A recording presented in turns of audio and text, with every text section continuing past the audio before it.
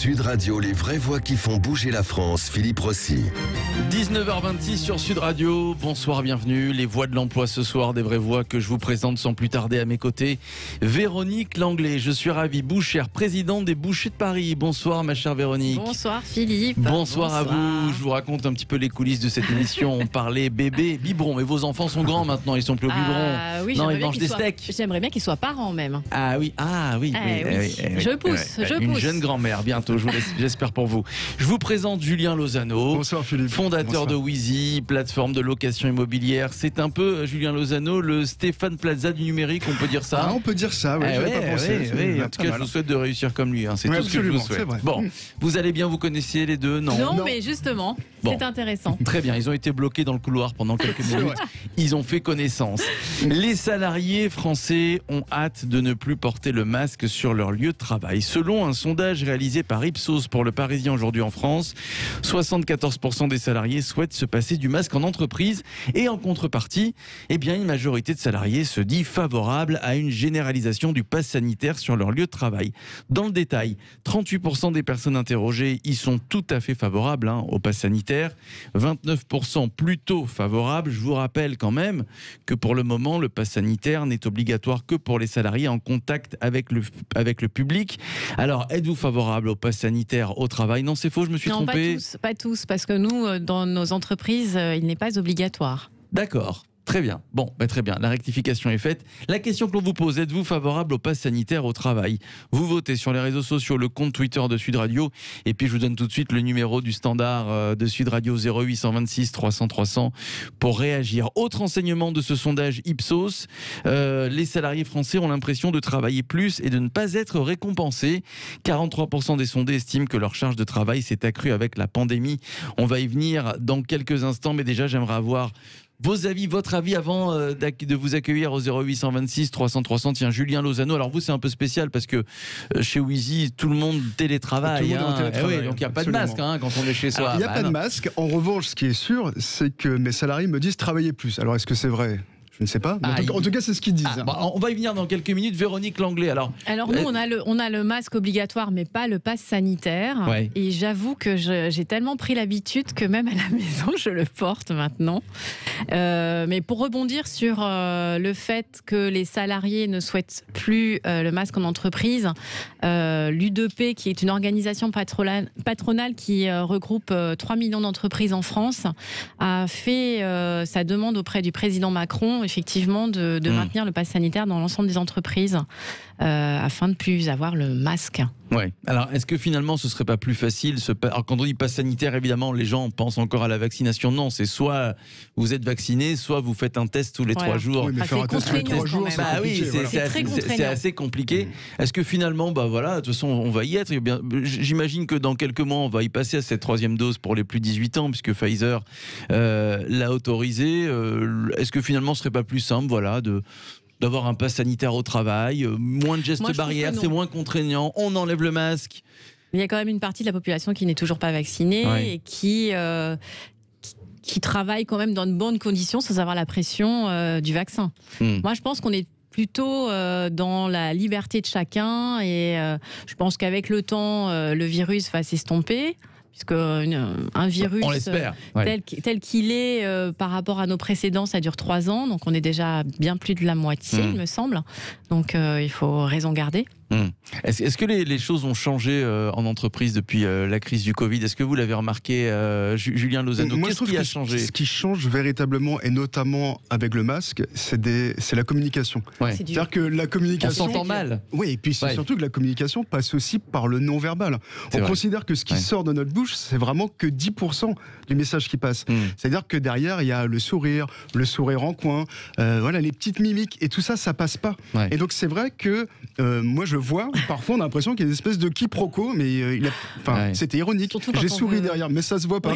Donc voilà, c'est pour ça que quand vous avez le masque en permanence, c'est un peu notre lot quotidien, j'accentue le côté sourire avec les yeux, fronçage des yeux, effectivement, mais il y a une grosse frustration parce que parfois on voudrait parler doucement et on ne peut pas, on est obligé de crier, on prend ces habitudes-là, mais c'est vrai qu'il y a des modifications. Par contre, je trouve qu'en entreprise, dans les petites entreprises, on est peut-être plus proches les uns des autres par rapport à cette crise. On s'est rapprochés les uns des autres. Oui, vous trouvez? Oui. Oui. C'est-à-dire, il y a moins de... plus d'entraide, moins de coups bas. Voilà, on est dans une espèce... Alors nous avons, dans nos métiers dits essentiels, nous avons quand même traversé une crise majeure. Et il y a une espèce de connivence entre les salariés et les employeurs. On a l'impression qu'on est un peu des guerriers. Et ça a favorisé, je trouve, l'entente au sein des petites entreprises. Ouais. Est-ce que mon avis. Oui, Julien Lozano. Oui, je trouve que c'est un super exemple. Ça veut dire que la crise a favorisé la cohésion, l'esprit de groupe, et on s'est battu contre un ennemi commun. Oui, absolument. Et le débat, on est beaucoup plus à l'écoute les uns des autres. D'ailleurs, on a travaillé dans nos organisations professionnelles en commission paritaire avec les syndicats pour davantage d'écoute. J'espère que ça sera pérennisé. Mais je crois que cette crise, autant a été difficile psychologiquement pour certains salariés, certains entrepreneurs, a été aussi une belle source d'arrangement entre guillemets dans les entreprises. Bon, on va venir travailler chez vous, Véronique Langlais, parce que ça a l'air de très bien se passer. 0826 300 300, est-ce que vous êtes favorable au pass sanitaire au travail? Une majorité de salariés le demande, si on en croit ce sondage Ipsos. Michael nous appelle de Levallois. Il est avec nous ce soir. Bonsoir Michael. Bonsoir à tous. Bonsoir à vous, mon cher Michael. Vous êtes salarié, entrepreneur Non, là, je travaillais dans le recouvrement, mais là, je suis au chômage. D'accord, très bien. Est-ce que alors l'idée d'un pass sanitaire au travail pour faire tomber les masques, c'est la principale motivation, mais pas que aussi, parce que c'est vrai que les gestes barrières parfois c'est assez contraignant. Est-ce que vous y êtes favorable, vous, Michael? Non, moi je suis en fait depuis le début. Je suis en manifestation tous les samedis depuis 2 mois et demi maintenant. D'accord, vous êtes donc un anti-pass. C'est ça, je suis anti-pass. Et en fait, pourquoi? Alors, je vais expliquer ma position. Pour moi, le pass sanitaire, en fait, c'est une sorte de contrôle social. C'est-à-dire qu'on empêche aux gens, on leur entrave la liberté de circuler sous un prétexte sanitaire.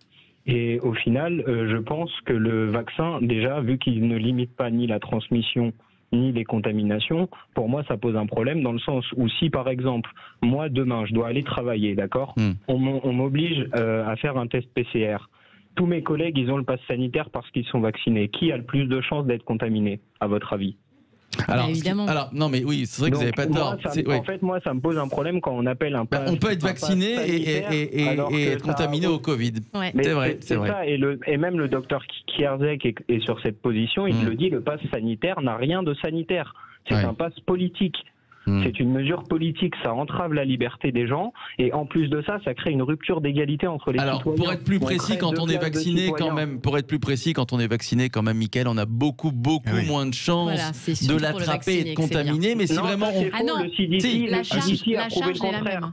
Le CDC a prouvé le contraire. Ça, oui, faux. La charge est la même. On a autant de risques. Moi, j'ai une étude belge là sous les yeux qui dit que la vaccination réduit donc de plus de 80% le risque de contracter le virus. Que vous. Et donc, effectivement, de. C'est vrai que si on veut faire. Moi, j'ai vu une étude américaine qui disait l'inverse. Alors, qu'est-ce qu'on fait? On va en Belgique ou aux États-Unis? La Belgique, c'est plus près de chez nous. C'est vrai. Non, mais ce qui est sûr, c'est que si vraiment on veut être. On veut protéger, notre concitoyen à 100% et se protéger, il faudrait se faire vacciner et faire un test tous les 3 jours. Et mettre les masques. C'est vrai. Et pas de bisous. Et pas de bisous, c'est vrai. Mais c'est quand même très très contraignant. Donc Michaël, vous êtes anti-pass mais pas anti-vax. Vous êtes vacciné ou pas? Non, moi pour être honnête, je suis pas vacciné. D'accord. Pourquoi? Alors, déjà premièrement parce que je me suis renseigné sur l'ARN messager. J'ai écouté des gens comme Alexandra Orion-Claude, on pourra dire ce qu'on veut, elle a travaillé quand même sur l'ARN pendant un certain temps. Elle a des connaissances en génétique, c'est son métier, elle est généticienne. Moi, j'écoute. Après, j'essaye de faire, on va dire, comme on dit, la balance bénéfice-risque. Aujourd'hui, j'ai fait une sérologie le 23 août à peu près, où j'ai encore des anticorps. Et là, aujourd'hui, ça fait... dans 10 jours, ça fera 1 an que j'ai eu le Covid. Et donc, je suis encore protégé par mon système immunitaire. Donc, je me dis à quoi ça sert de me faire vous vacciner. attendez. C'est ça, en fait. J'ai pas de raison de le faire. Ma balance bénéfice-risque, j'ai plus de risques à prendre le vaccin qu'autre chose. Et en plus de ça, moi, ce qui m'énerve, comme je vous disais, c'est le contrôle social, en fait, en permanence. Je vais au restaurant, on me demande un pass. Je vais au cinéma, on me demande un pass. En fait, ce que je fais maintenant, c'est que je boycotte tout. Donc, j'ai pas beaucoup de vie sociale, on va dire. D'accord, vous restez chez vous. C'est pas si grave. C'est Le pas bon problème, pour le c'est que les mental. citoyens, en fait, le problème, c'est que les citoyens, moi, avec lesquels je discute dans les manifestations anti-pass sanitaire, ce qu'ils me disent, c'est surtout au niveau des enfants, en fait. Aujourd'hui, il y a monsieur Jomier qui a fait une proposition de loi au Sénat qui dit... Alors, à compter du 1er janvier 2022, le refus de se soumettre ou de soumettre ceux sur lesquels on exerce l'autorité parentale ou dont on assure la tutelle à l'obligation de vaccination prévue au 12e du point numéro 1 est puni de l'amende prévue pour les contraventions de la 4e classe. Après, ils disent que cette contravention peut faire l'objet de la procédure de l'amende forfaitaire prévue à l'article 529 du Code de procédure pénale. Et au bout de 3 infractions... dans une période de 30 jours, on pourra avoir une infraction de catégorie 5. Oui. Vous vous rendez compte, en fait, comment on contraint les gens? C'est même plus de la contrainte, en fait. C'est que les gens, on leur laisse pas le choix. On leur dit, tu te fais vacciner ou t'as plus de vie sociale complète. Voilà. Ou tu fais un test tous les 3 jours, parce qu'il y a une autre alternative aussi. Il y en a qui le font, ça, le test tous les 3 jours. Et qui va être payant dans quelques semaines. Mais quand il va être payant, les Français, ils vont pas pouvoir faire un test tous les 3 jours. 55 €, c'est très cher. Moi, la pharmacienne, elle m'a dit un antigénique, c'est 25 € actuellement. Le PCR, il est entre 50 et 60 €. C'est ça. Demain, quand ils vont le rendre pas obligatoire, mais payant, pardon, les Français, s'ils touchent, je dis n'importe quoi, on va dire le SMIC, 1 200 € net dans leur poche, ils pourront pas consacrer 400 € de budget au test PCR. C'est pas possible. Alors, le pass sanitaire au travail, bon, aujourd'hui, on se dit qu'il ne sera pas exigé, ce pass sanitaire, dans les entreprises privées. Mais en même temps, on pensait ça il y a un an du pass sanitaire tout court. Et il est là, Véronique Langlais. C'est vrai, hein? Ouais. Mais c'est vrai que pour moi, ce serait un vrai souci d'imposer le pass sanitaire en entreprise. Problème c'est un problème de liberté de chacun, tout simplement. Julien Lozano. Je sais pas, je suis un petit peu circonspect, dubitatif, exactement, c'est le mot. J'ai l'impression que des fois on crache un peu dans la soupe, je vais vous donner mon sentiment. Je suis parti à Madère quelques semaines entre les 2 confinements, le test PCR c'est 75 €. Le test PCR a été gratuit en France jusque dans quelques semaines. Voilà, absolument. Dans une semaine, on a la chance de pouvoir se faire vacciner. Alors certes, tout le monde n'est pas pour. Non, et tout le monde ne peut pas se faire vacciner. Absolument. D'ailleurs, je suis étonné parce que ce que disait l'auditeur, il me semblait, Michael, que quand on avait eu le Covid et qu'il restait des anticorps, alors on pouvait bénéficier du pass sanitaire. Non, je suis pas sûre. Que pendant 6 mois. Que pendant 6 mois. Voilà. Vous étiez pas loin. Donc ça veut dire que Michael, pendant 6 mois, peut quand même aller Exactement. Ça fait un an, là. Ça fait un an. En fait, là, ça fait 1 an. Et quand je présente mon test de sérologie, ils me disent qu'en gros, pour eux, c'est pas valable. C'est un acte médical, mais c'est pas valable. Donc, en fait, moi, et si vous allez dans certains pays comme Israël, ils demandent une sérologie. Enfin, il y a un chiffre à respecter. Les 3, même, non c'est compliqué. Il faut un nombre d'anticorps à respecter. Même si vous êtes vacciné et que vous n'avez pas ce nombre d'anticorps, eh bien, vous êtes isolé une dizaine de jours. C'est assez compliqué. Juste 2 minutes sur la deuxième partie de ce sondage Ipsos. Les salariés qui ont l'impression d'avoir plus travaillé. Allez-y, Mickaël. Alors, juste une petite dernière chose, je voulais dire par rapport au test, justement. Pour moi, vraiment, si on veut tracer l'épidémie, vraiment tracer dans le sens la contrôler, la juguler, faut vraiment tester au maximum les gens. Ça on le sait, c'est ce qui permet entre guillemets de juguler l'épidémie. Demain, quand ils vont rendre les tests payants, moi ce que j'ai peur, ce qui risque de se passer, c'est que les gens ne se feront plus tester par manque de moyens, par manque de sous, pour diverses raisons. Ils ne se testeront plus, le virus va se diffuser. Et malheureusement, les hôpitaux vont se retrouver à nouveau surchargés. Donc c'est bien le problème, quoi. Après, je sais que dans les réanimations, ils disent 8 patients sur 10 sont non vaccinés, mais quand je vois des gens, par exemple, qui décèdent d'une dose, qui ont une dose de vaccin, et qui décèdent du Covid, on les compte comme non vaccinés. En fait, il faut avoir les 2 doses plus les 7 jours. Donc du coup, c'est normal, entre guillemets, qu'il y ait 8 personnes sur 10 qui soient non vaccinées dans les réanimations. Donc moi, je dis, il faut arrêter de faire peur aux gens. Gardez la raison, essayez de vous renseigner par vous-même. Vous allez sur Santé publique France, il y a les chiffres, vous faites les calculs de ratio de mortalité, de létalité. Faut pas paniquer. Le Covid, ça touche principalement les personnes âgées et vulnérables. Ouais. Enfin, attention, il y a des personnes jeunes, la trentaine, la quarantaine, qui sont également en réanimation. Attention. La deuxième partie de ce sondage, il nous reste une petite minute, 2 petites minutes. Les salariés français qui ont l'impression de travailler plus. 43% des sondés qui estiment que leur charge de travail s'est accrue accru avec la pandémie. Tiens, est-ce que c'est le cas pour vous, Julien Lozano? Oui, est-ce que vous avez eu cette impression? Oui, je pense sincèrement, en tout cas, c'est ce que me disent mes salariés. Ils ont cette impression de travailler plus. Ce n'est qu'une impression? Alors non, je crois véritablement qu'ils sont plus efficaces. C'est-à-dire qu'ils gagnent en productivité. En revanche, et ça c'est le revers de la médaille, je pense qu'on perd en créativité. Oui. C'est-à-dire que voilà, on est effectivement plus focus, plus concentré sur sa tâche, mais à côté de ça, on raisonne en vase clos et c'est plus fatigant. Et ça peut générer d'ailleurs des problématiques dont on parlera en deuxième partie. Exactement, Véronique, pareil. Non, mais c'est complètement vrai parce que moi j'ai fait pas mal de visio en même temps que je travaille dans mon entreprise et ça mérite beaucoup plus de concentration, c'est beaucoup plus éprouvant et j'ai remarqué aussi qu'on se permettait de demander à des salariés autant à 8h du matin qu'à 20h de faire des visios, alors pas pour moi hein, mais dans le sein au sein de mes clients et ça leur mettait, ils ont une pression mentale déjà qui est énorme parce que quand on est à la maison, qu'on doit travailler, qu'on doit gérer sa maison, les enfants, c'est vrai que ça a fait beaucoup plus de problèmes psychologiques qu'auparavant. Ouais, et c'est pas qu'une impression. Donc merci Mickaël, merci à vous, merci d'avoir témoigné, de nous avoir donné votre avis au 0826 300 300. Les voix de l'emploi reviennent dans quelques instants sur Sud Radio. En 2020, l'absentéisme au travail a été massif. 41% des salariés ont connu au moins une journée d'absence. Alors évidemment, beaucoup à cause du Covid, mais beaucoup aussi ont dû faire face à un burn-out. Et oui, on en parle dans un instant avec une coach. Elle aide ces personnes à se reconstruire. Véronique Langlais et Julien Lozano, vous restez avec moi si vous le voulez bien. On se retrouve dans quelques minutes, à tout de suite. Sud Radio, les vraies voix qui font bouger la France, Philippe Rossi.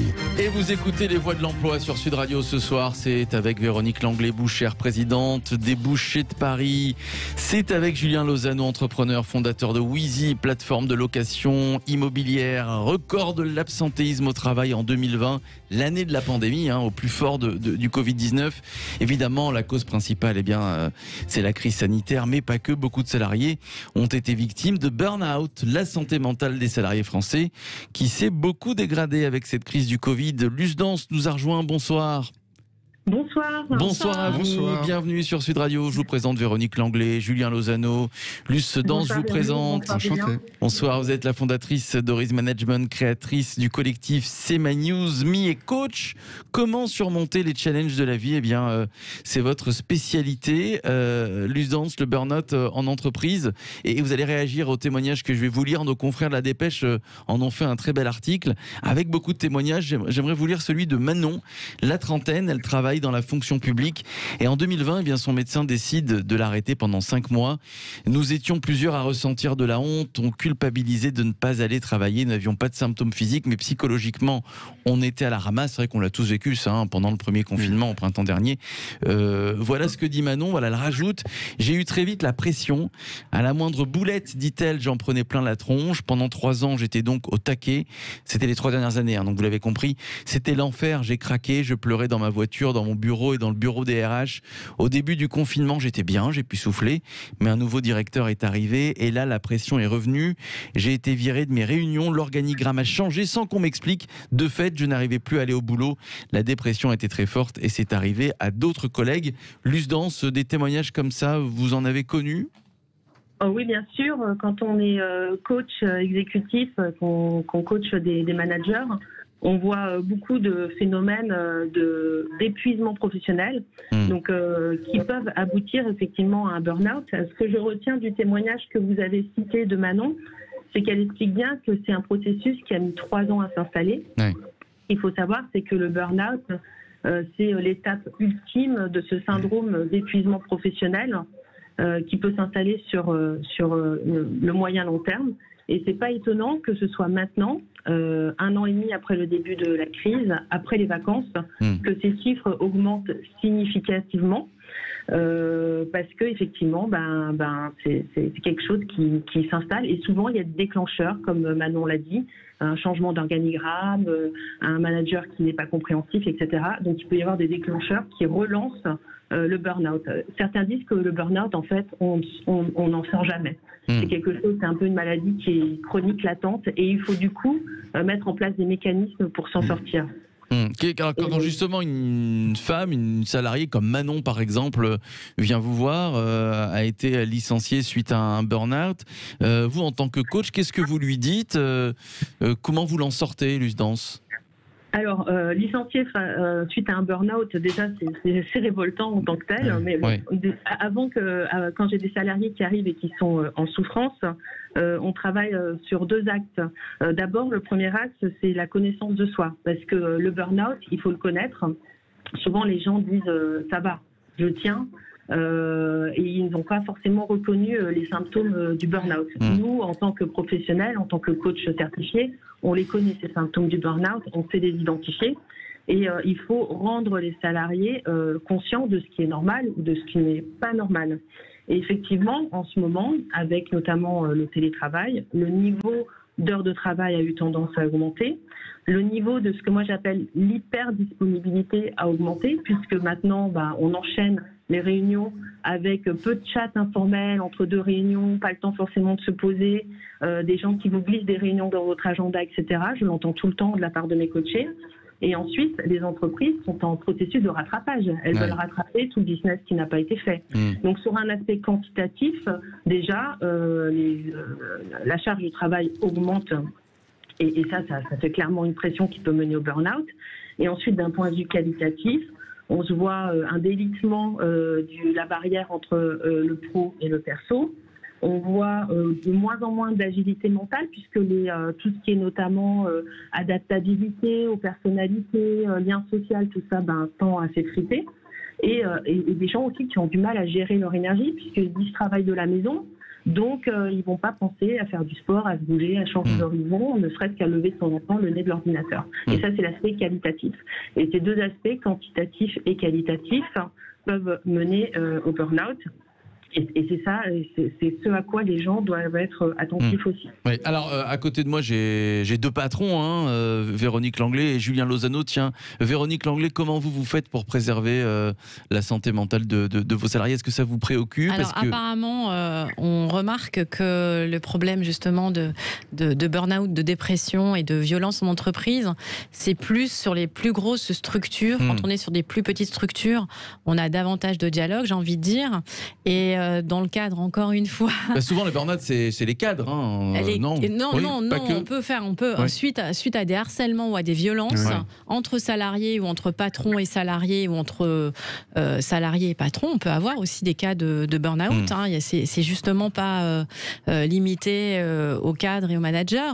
Et dans le cas de travail en commission paritaire, on a édité un petit guide justement pour informer les salariés et les employeurs de ce qu'était le burn-out, les violences, les harcèlements, pour anticiper. Et j'encourage justement, je dis justement tout le temps, j'encourage le dialogue dans les entreprises parce que ça anticipe aussi ce problème-là.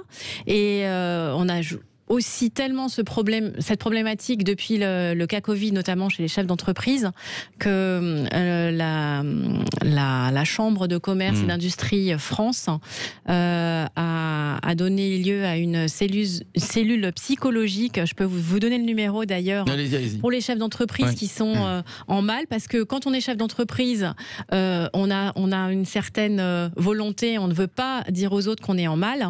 Donc je vous donne le numéro, c'est APESA, vous aurez des psychologues pour vous écouter. Le numéro c'est 0805 65 50 50, parce que ça n'est pas réservé qu'aux seuls salariés ou qu'aux seuls managers, ça peut aussi arriver aux chefs d'entreprise. On a trop de tensions, c'est vrai qu'on a une crise quand même qui est extrêmement terrorisante pour certaines personnalités, tant dans nos activités que finalement à titre individuel. Donc c'est limité à personne. Et on va redonner le numéro APESA, c'est une structure assez connue, il y a des psychologues. APESA, voilà, c'est le 0805 65 50 50. N'hésitez pas à appeler, ça pourra vous aider. Puis ça met en place toute une sorte de mécanisme pour vous aider, tant en tant qu'individu qu'en tant que professionnel. Julien Lozano, qu'est-ce que vous faites, vous, pour préserver vos salariés? Est-ce que vous faites attention à ce qu'ils ne répondent pas à un mail, par exemple, à 23h30? Moi, j'ai eu des vraies alertes de mes salariés pendant le confinement. Je me suis rendu compte qu'ils étaient de plus en plus stressés. Et j'ai travaillé, alors je vous donne son nom, avec Pierrick Carré, qui est un ostéopathe et entrepreneur et qui a a créé une start-up qui est super, qui s'appelle Predict Analyse et qui aide précisément les salariés et les entreprises à limiter les risques de survenue des maladies professionnelles. D'accord. Alors ça se matérialise par une suite logicielle avec des questionnaires. Donc les salariés sont face à eux-mêmes devant leur ordinateur, répondent à un certain nombre de questions et ça leur donne leur profil. Et suite à ces différents questionnaires, moi j'ai un tableau de bord et je me suis rendu compte qu'il y avait des actions à mettre en place. Alors qu'est-ce que j'ai mis en place? Notamment donc c'est Predict Analyse qui m'a dit qu'il fallait mettre ça en place. J'ai mis en place des séances de sophrologie. Donc on a fait 2 fois par mois pendant 4 mois 2 séances de sophrologie, donc qui ont plutôt très bien fonctionné. Alors c'était des séances de sophrologie en Zoom, hein, mais ça permettait pendant une demi-heure à chacun de prendre un petit peu de recul, de se recentrer. On a mis en place aussi un coaching sportif pour éviter évidemment les problématiques de sédentarité qui étaient absolument hallucinantes, et moi le premier pendant ce confinement. Et on s'est rendu compte aussi que en changeant par exemple le poste de travail, en l'améliorant, en mettant des chaises de bureau ergonomiques, ben voilà, on avait réussi un petit peu à remobiliser. Alors c'est un travail de longue haleine, voilà, et c'est tout le temps. C'est-à-dire que c'est pas juste on fait une demande ou je dirais un état des lieux à l'instant T. C'est-à-dire que c'est vraiment sur le long terme qu'il faut essayer de comprendre un petit peu ces signaux faibles pour être capable de... Il est bien, Julien Lozano. Il n'y a pas un concours du meilleur patron, j'aimerais bien vous y inscrire. J'ai quelque chose aussi à rajouter, c'est quand vous avez un salarié qui est absent, à son retour, c'est bien d'avoir un échange avec lui, justement, pour lui montrer qu'il est important et qu'il s'est passé des choses pendant qu'il n'était pas là et qu'on reprend le lien et que c'est reparti pour un tour. Luce Dance est avec nous, voilà, coach, entre autres, hein, comment surmonter les challenges de la vie, c'est votre spécialité. Quel conseil donneriez-vous à un salarié qui sent que, bon bah voilà, le burn-out commence à arriver, il y a des signes clairs, on ne dort plus la nuit, souvent c'est comme ça que ça commence. Quel conseil lui donneriez-vous tout de suite d'aller alerter son supérieur hiérarchique, d'en parler?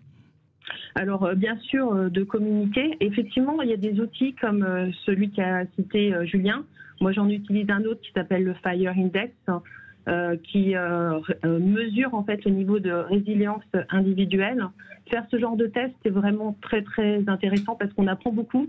Et moi, je suis une fervente partisane de penser que dans les crises, on grandit aussi. Donc, je suis sûre qu'à travers cette crise, il y a aussi des opportunités pour les dirigeants, pour les managers de grandir. Et notamment dans la mise en place du travail hybride, il va y avoir beaucoup de challenges parce qu'on ne va pas mettre en place 2 modes de travail, un mode de travail à la maison, un mode de travail en entreprise, où les salariés seront traités dans un mode ou dans l'autre.